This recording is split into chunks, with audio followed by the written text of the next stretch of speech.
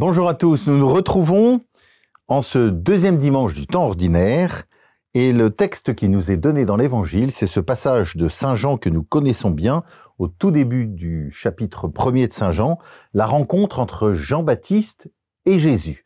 On se place donc au moment ou juste après le baptême de Jésus.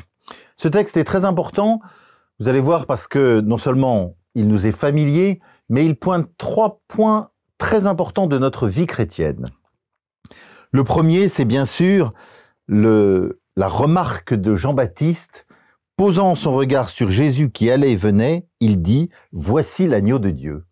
C'est donc Jean-Baptiste qui à lui seul résume tous les prophètes de l'Ancien Testament, toute cette attente du peuple juif, toute cette attente d'un sauveur et cette désignation « Voici l'agneau de Dieu ».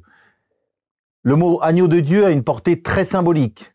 Non seulement ça fait bien sûr référence à l'agneau pascal, celui au moment de la libération d'Égypte, mais c'est aussi l'agneau qui prend sur lui les péchés. C'est-à-dire qu'il y a une dimension d'offrande profonde. Et donc dans ce mot « voici l'agneau de Dieu », on perçoit la fragilité de l'agneau qui prend sur lui tous les péchés des autres. Et c'est ainsi que Jean-Baptiste désigne Jésus. Il désigne Jésus et par cette désignation, toute une portée est entraînée, c'est-à-dire Jésus est vraiment le sauveur attendu, le Messie que tout le monde désire. Le deuxième point qui me semble très important, c'est les disciples de Jean-Baptiste qui vont suivre Jésus. Et Jésus leur dit « Que cherchez-vous » Et ils lui répondirent « Rabbi », ce qui veut dire maître, où demeures-tu? Et il leur dit « Venez et vous verrez ». Jésus dit aux disciples « Venez et vous verrez ». Et cette invitation de Jésus nous est faite à chacun et à chacune d'entre nous. Venez, c'est-à-dire venez avec moi, suivez-moi et vous verrez où je demeure. Et ce mot « demeure » est très important chez l'évangéliste Saint Jean, c'est-à-dire voyez où j'habite, voyez où je repose, voyez où est mon cœur, voyez quelle est ma maison. Suivre Jésus, être avec Jésus, c'est un résumé quelque part de toute la vie chrétienne. Jésus nous est désigné, nous sommes invités à le suivre et à demeurer avec lui, c'est-à-dire à vivre avec lui aujourd'hui et pour l'éternité, puisque ce qu'on appelle le ciel, ce vers quoi nous tendons, c'est la vie plénière, pleinement avec Dieu.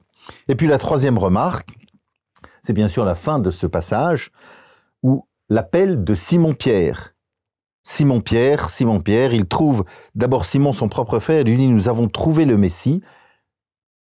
Jésus posa son regard sur lui et dit « Tu es Simon, fils de Jean, tu t'appelleras Képhas », ce qui veut dire Pierre.